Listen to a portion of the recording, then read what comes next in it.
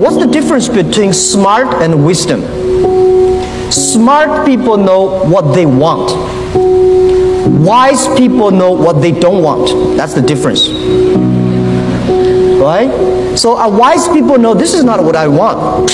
They don't want it. So they will not make a lot of silly mistakes. But smart people always, I want this, I want that. When I have women leaders in my management, they always ask me a question. Jack, are you sure this is what we want? Always a good question.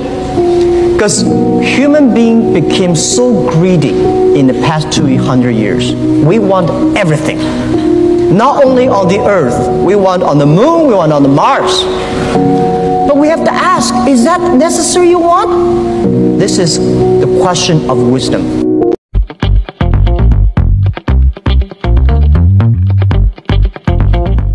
Shalom Sobat Terang Kemuliaan, apa kabar kalian semua? Senang rasanya bisa berjumpa lagi dengan kalian semua. Kiranya damai sukacita Allah dan kebaikan Tuhan selalu bersama dengan kalian. Diberikan umur yang panjang, diberikan kesehatan yang sempurna, dan juga tentunya diberikan rezeki yang berlimpah, dijauhkan dari segala sakit, penyakit, dan mara bahaya. Tadi di awal video, kita sudah menonton Jack Ma ya. Dia adalah salah satu pengusaha terbesar di Cina ya.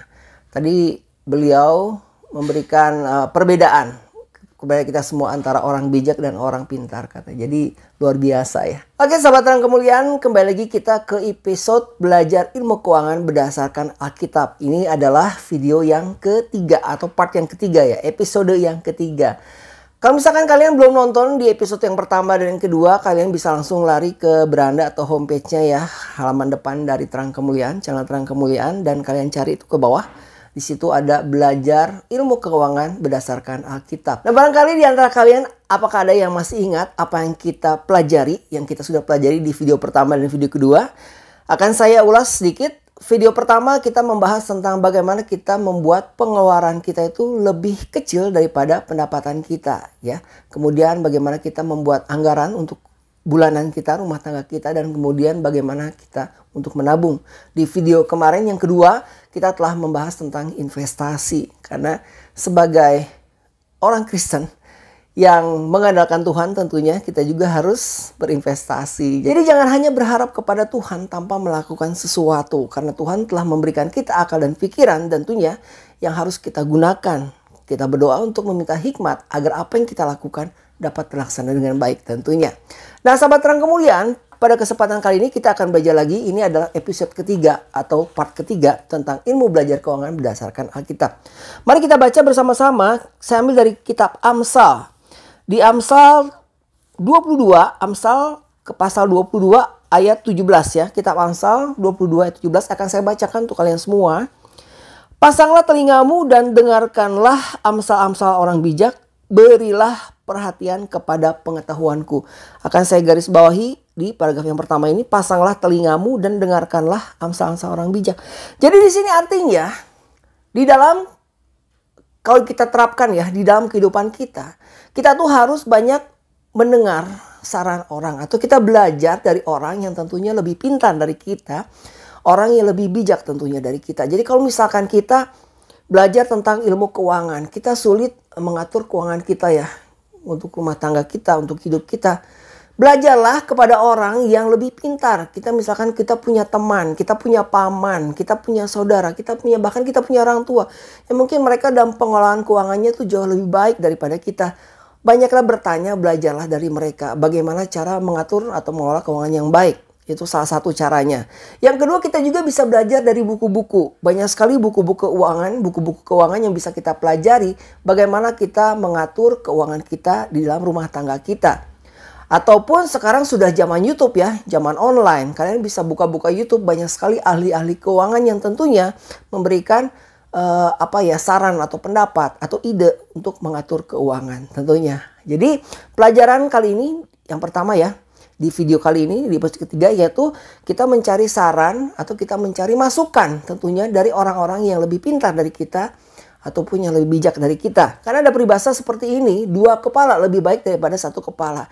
Jadi kalau misalkan kita berpikir sendirian, bagaimana sih cara mengelola keuangan kita? Gimana sih agar saya itu bisa menabung? Gimana sih agar saya bisa menyimpan sebagian dari income saya? Kalau dipikir sendirian mungkin Kadang ada beberapa hal yang nggak bisa kita pikirkan, tapi dua kepala lebih baik daripada satu kepala. Tapi dengan kita menggali sumber dari orang-orang yang lebih bijak dari kita, dari orang-orang yang lebih berhasil dari kita, orang-orang yang lebih pintar dari kita, juga kita belajar dari buku-buku, dari video-video, tentunya itu akan menambah wawasannya lebih luas lagi untuk kita semua.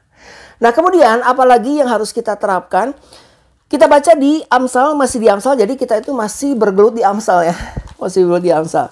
Kita baca di Amsal 30 ayat yang ke-25. Amsal pasal 30 ayat ke-25, saya bacakan untuk kalian semua. Semut, bangsa yang tidak kuat tetapi yang menyediakan makanannya di musim panas. Sekali lagi ya. Semut, bangsa yang tidak kuat tetapi yang menyediakan makanannya di musim panas. Apa yang kita bisa pelajari dari si semut ini? Jadi mereka tuh menyediakan makanannya di musim panas untuk berjaga-jaga ketika musim dingin tiba. Artinya apa di sini? Kita hidup tuh jangan boros, kita hidup hemat. Berhematlah, jangan boros ya, jangan kita habiskan uang kita. Kalau misalkan ada sisa, kita sisihkan, kita simpan, karena kita tidak tahu apa yang terjadi. Mungkin saat ini, mungkin di bulan ini kita hidup dalam kelimpahan, tapi kita tidak pernah tahu apa yang terjadi di depan kita. Apakah bulan depan, apakah tahun depan, bahkan apakah 2 hari lagi, 3 hari, kita tidak akan pernah tahu. Jadi kita belajar kepada semut tadi yang mengumpulkan makanannya di musim panas, berjaga-jaga untuk musim dingin tiba. Kita berjaga-jaga, jangan hidup boros, hiduplah hemat, menyimpan sedikit apa yang kita punya untuk persiapan kita ketika di masa kesukaran tentunya ya.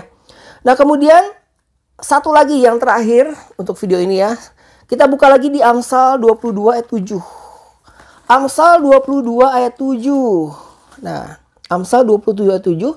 Kita akan bacakan bersama-sama Amsal 22 ayat 7. Di sini dibilang, orang kaya menguasai orang miskin, yang berhutang menjadi budak dari yang menghutangi. Amsal 22 ayat 7, orang kaya menguasai orang miskin, yang berhutang menjadi budak dari yang menghutangi. Jadi di sini apa yang kita pelajari yaitu jangan berhutang. Karena seperti yang bilang tadi, dengan kita berhutang kita menjadi budak dari yang menghutangi ya. Kita berhutang, mungkin kita berhutang kepada teman kita, mungkin kita berhutang kepada saudara kita, mungkin kita berhutang juga melalui pinjol-pinjol ya. Nah, itu yang sangat bahaya sekali. Tapi kalau misalkan sudah terlanjur berhutang gimana bang? Kalau misalkan sudah terlanjur berhutang ya sudah gitu. Kita coba untuk melunasinya perlahan demi perlahan ya. Tapi jangan berhutang lagi. Nah, kebanyakan orang bilang seperti ini, gimana bang gak bisa berhutang? Sekarang pendapatan aja pas-pasan katanya. Pendapatan pas-pasan bahkan kekurangan. Nah, mungkin solusinya kita bisa mencari tambahan ya. Kita bisa mencari tambahan. Mungkin kita punya punya talenta yang bisa kita kembangkan, bisa berjualan. Walaupun kita misalkan kita punya modal sedikit ya. Bagaimana caranya kita tentunya kita berdoa kepada Tuhan. Tuhan, bagaimana dengan uang sedikit ini, dengan modal sedikit ini bisa saya putar untuk menjadi banyak gitu. Bisa saya kelola gitu. Mungkin dengan jualan sedikit-sedikit, jualan seadanya kali ya. Solusi yang kedua adalah dengan mencari pekerjaan tambahan tentunya. Kita bisa mencari pekerjaan tambahan di lain pekerjaan di luar pekerjaan utama kita untuk nambah-nambah tentunya. Nah, masalahnya bagaimana dengan kalian-kalian yang sama sekali tidak bekerja gitu. Bagaimana dengan kalian-kalian yang sama sekali tidak bekerja. Kadang banyak sekali di komen-komen ya, dibilang katanya tolong doakan untuk adik saya, untuk anak saya yang belum mendapatkan pekerjaan. Ya, kita juga harus berusaha ya. Walaupun kita berdoa, kita mengharap pada Tuhan tentunya agar diberikan pekerjaan. Tapi bukan berarti dengan kita berdoa kepada Tuhan, kita mengharapkan kita dapat pekerjaan, tapi kita tidak berbuat apa-apa gitu. Kita hanya menunggu, lewat doa kita hanya menunggu di rumah. Bagaimana kita bisa mendapatkan sebuah pekerjaan kalau misalkan kita hanya duduk diam di rumah menonton TV? Nah, salah satu yang bisa kita lakukan mungkin kalau misalkan ya, kita sudah ngelamar ke kanan, ke kiri, ke sana, kemari, dan sulit untuk mendapatkan. Mungkin ada salah satu saran dari saya itu, salah satu masukan untuk kalian semua. Mungkin kalian bisa juga menelepon teman-teman lama ya. Kita dulu kan punya teman SMA, kita punya teman kuliah mungkin untuk yang berkuliah. Kita punya teman-teman dulu, teman-teman bermain. Dari semua teman-teman itu, kita bisa kontak mereka, kita bisa telepon satu persatu. Apakah ada pekerjaan untuk saya seperti itu? Dan kita nggak boleh gengsi ya. Kita nggak boleh gengsi. Kita nggak boleh tinggi hati. Kita nggak boleh sombong. Kita merendahkan diri kita karena toh memang pada kenyataannya kita membutuhkan suatu pekerjaan. Makanya di sini sangat penting sekali kita itu menjaga kebaikan antara kita dan teman kita tentunya. Jadi apa yang telah kita pelajari di video ini adalah ada 3 yang telah kita pelajari ya. Yang pertama adalah bagaimana kita mencari saran atau belajar dari orang-orang yang lebih bijak, orang-orang yang lebih pintar, orang-orang yang lebih berhasil dari kita tentunya. Atau juga kita menambah wawasan kita melalui buku-buku tentang keuangan tentunya kalau dalam kasus ini ya. Kemudian juga melalui video-video tentunya. Kemudian yang kedua adalah kita tadi tetap hemat, jangan boros ya. Ingat seperti semut itu ya bekerja selama musim panas untuk persiapan musim dingin. Dan yang ketiga adalah untuk jangan berhutang. Tapi kalau misalkan sudah berhutang ya kita lunasi lah sedikit demi sedikit ya. Sampai lunas dan jangan berhutang lagi. Kita cari kerja tambahan lah. Kalau misalkan memang kurang gitu ya. Berdoa untuk meminta hikmat agar apa yang kita lakukan dapat terlaksana dengan baik tentunya. Sahabat yang mulia, sampai di sini video kita kali ini. Kiranya video ini bisa bermanfaat tentunya. Kalau suka sama videonya silahkan like dan share videonya ya. Nanti akan ada lagi video yang keempat, episode keempat. Jadi ilmu belajar keuangan berdasarkan Alkitab ini belum tuntas, belum tamat gitu, nggak cukup sampai di sini karena banyak sekali yang akan kita bahas ya. Dan kalau misalkan yang ketinggalan video sebelumnya, video ke-1 keduanya, kalian lari ke halaman depan, ke homepage-nya ya, halaman utama dari channel Terang Kemuliaan.